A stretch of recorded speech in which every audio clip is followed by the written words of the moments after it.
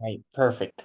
So I chose my topic game-based learning more than game-based learning. Chose more than game because it's a movie that LeBron made, same from LeBron, and went along with games. So the idea of game-based learning is basically to combine learning and games because people like games. So really the whole focus, the reason we do this is because it's gonna work. Sorry, I was gonna trace it, but we love games. We love football. As opposed to when the This Saints is have the ball. A run by Marshawn Lynch that was super impressive a long time ago. Now. He's dancing his way to the touchdown. But so that run was so powerful. It's called the Beastquake because it measured the in Seattle, the Richter scale measured an earthquake, a small earthquake happening because of the noise of the stadium during that run, and his nickname was the Beast. And so the reason behind game-based learning is motivation. We want to motivate the students to learn so that they feel inspired, I guess, that they learn more because they're playing a game and they're doing more than just learning, but there's also a game. So these games can look a variety of different things. Game-based learning refers to, okay, I'm gonna have to fix this somehow. Game-based learning refers to things like Kahoot, and just gamification of learning, adding small things in class, adding rewards, adding points of just in class, but not really doing a game, and also refers to things, that's a picture of a video game that's like immersive, and so you're in a world and it's like a complete video game rather than just like today in class, we're gonna be playing whatever game and keeping track of points. So that's what game-based learning refers to. It started with Pac-Man. Okay, actually, it did not start with Pac-Man, but that's basically where the idea comes from. Or there's not really anyone who had the idea of, hey, let's combine learning and games. Learning and games were just combined. And so, like, starting at Pac-Man was when learning and games kind of started to come together. And I assume when you started to hear students saying, but it's helps me with spatial awareness or whatever students would say. Um, but the two leading theorists that I found from my research were Bruce D. Homer, and this is him, Jan L. Pless, this is him. Um, Bruce D. Homer is a professor of education at the City University of New York, and Jan L. Pless is a professor of education at New York University. And they have done the most research into this field, even though none of the three papers I quote are actually from them. Um, there's also a guy that AI tells me is the founder, and his name is James Paul G, in case you're wondering, but I didn't see a whole lot of stuff about him when I was doing research. So to me, I'd say these two are the most in-depth in researching it. I also want to draw special attention to Mabel Addis because she is credited with creating the first actual education game, which was a video game, like we saw, and it was called Sumaria. So we're actually going to talk about how it works. So this is an example that's like the picture that goes around with Sumaria. So super old computer, super old laptop. But basically the idea was you were in Sumaria, you were the ruler of a village like in ancient Babylon, and you had to decide how you're going to distribute food, what you're going to invest in, where you're going to farm, and then random events would happen in your city like floods or rats or disease. And basically, you had population that was measured, you had how hungry they were, how satisfied they were. Honestly, pretty impressive, especially considering it was in 1960s that this was developed. And so that was the first game that was created and the first like education-based game was there. And so that's kind of one aspect that we see of game-based learning is here's a video game, but you're also learning during it. There's mathematical concepts, or there's history concepts, or scientific concepts. Um, this is another example from a paper they did with this game. So you can see it's all involved. You can move around. You're that character on the screen, and then you have to actually answer fractions to do things. But it's not like you're just actually answering fractions the whole time. You have a goal. You have energy. You can interact, and it's like a real video game just with fractions thrown in. The other option is the gamification.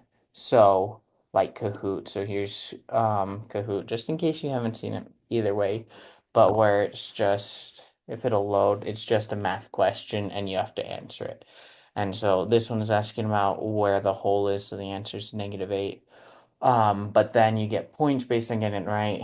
I didn't click it, so I didn't get points, but then there's a leaderboard. And so it's just answering math questions like this. There's no real intent to kind of hide them or mix them in. It's just pure math questions, but there's that leaderboard competitive element.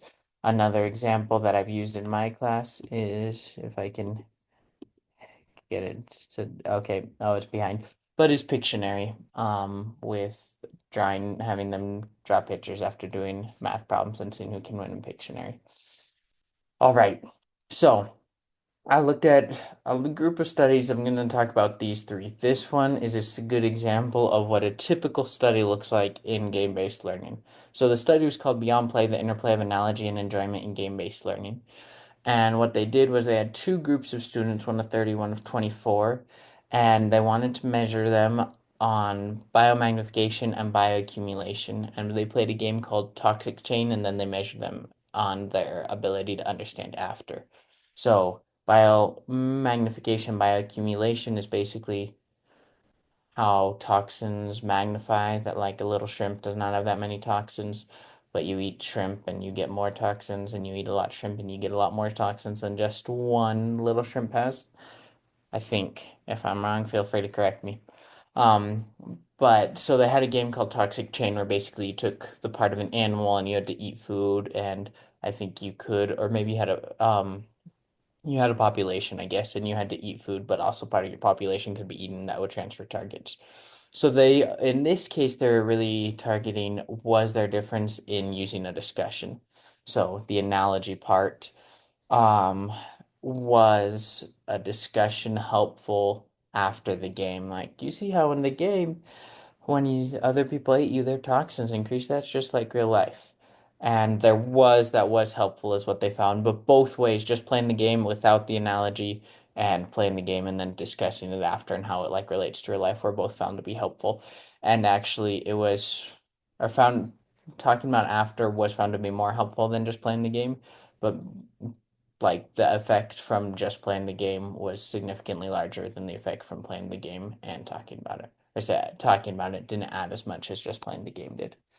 The next two studies are meta studies, so they were an analysis of studies done on another set of studies. So this one was effects of digital game-based learning and STEM education on students' motivation, a systematic literature review.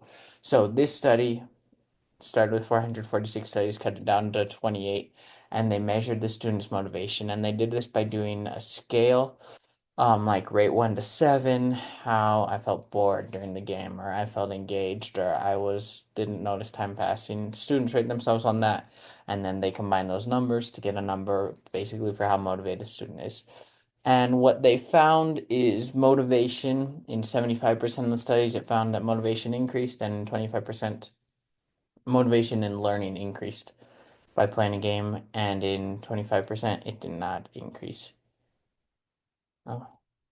Um, and they also found that prior knowledge of math or of the concept, I guess this was in STEM, right? Of the concept helps the motivation. So if you already have more knowledge of the concept, you tend to be more motivated. And prior game knowledge does as well. So like this is Minecraft for education. If you've played Minecraft, you're more motivated, although it was not as strong as the effect for knowing the subject. The third paper is effect of game-based learning on students' mathematics, higher order thinking skills, a meta-analysis. So they went from 576 studies down to 42 studies, and they found a small effect of about 0.26 that game-based learning is more effective than traditional teaching. So this is compared to traditional learning, that game-based learning was more effective. But then, or there was a lot of statistics gone on this paper. I honestly did not understand all of it. But they cut out because they were two papers because they were outliers, and then the effect dropped to only 0.13, so it halved. They said there was a 5-to-3 ratio of papers that found an effect versus papers that didn't. And then they did the trim and fill method to look at publication bias, and the effect disappeared. They also did an Egger method to look at publication bias, and Egger did not find publication bias. But, so it's possible, they said basically it's possible, there's no effect on learning students mathematics from games. This is a chart they had that I really liked, and you can see they break it down. It seems like problem solving is helped by game effects, but math reasoning is not as much. It helps most at the secondary level. What I thought was interesting was that the three studies they had in North America were not enough, but it didn't give a like it may or may not have helped in North America, but it was only three studies in North America, whereas Europe and Asia have more studies, although it also didn't seem to help in Europe. Asia did have a significant effect. All right, so when we talk about reasons it's good, obviously there's novelty. Doing something new for the first time help is always interesting and it's easier to get students to engage. The competition that also motivates students and just the game aspect can be more enjoyable than just, or I guess can be, will be more enjoyable than just filling out a worksheet and more motivating to students. So you can get more buy-in because of that competition and because of the enjoyable. It's also as a teacher because it's easy to measure like if they know it or not. I think I have a benefit in math because um it's very easy to see if you got it right or wrong. I don't have to, and I can ask like multiple choice questions or I can ask simple ones. There's no really write an essay, and I think that would be a lot harder to incorporate in a game because it'd be hard to put in a game. Like to spend 10 minutes writing an essay takes you out of the game, and that's a pretty short essay if you only have 10 minutes. Whereas math, it's pretty short, and then it's easy to measure. Did you get it right or wrong? Just two options. There's no like grading that I really have to do of let me like on a scale of 0 to 100 how well you do. Challenges are students. I kid because students don't want to learn sometimes. I'm joking. That is not a challenge. A challenge, although it could be, I guess, depending on your class management, getting students to buy in to something new is sometimes difficult for me. But challenges are games, education games usually are not as thrilling as like Call of Duty or Fortnite games that these kids will normally play on a regular basis. Another challenge is that it is the quality of education games varies, and it's hard to know how well educational games are actually teaching the people what to do. Right, because you could have some people who like Fortnite is educational because you have like for whatever reason, but it's not really that educational. Or you could have a game that's like poor quality. So that's another issue. And the third issue that I would say is a big issue is just finding the game slash having the resources to pay them. So if you find something that's great, then it could be hard to pay for, and just finding it in general is hard to do.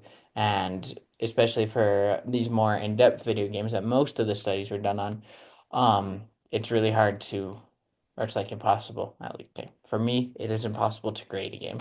So if there's no game out there for solving quadratic equations, I'm out of luck. And I looked, and I'm out of luck. Um, but so that's basically it. So the games can be either video games or they can be just adding gamified elements to the classroom.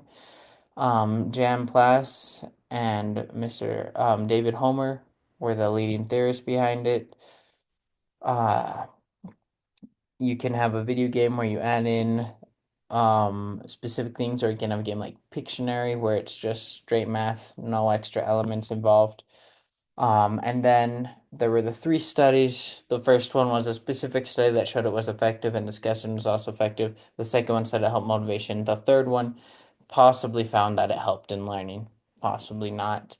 And then we talked about how the challenges are that the quality could be low and it may not actually encourage that much learning and it may be hard to find. But on the other side, it is novel, there's competition, it is more motivating for the students and easier to engage and easy to measure.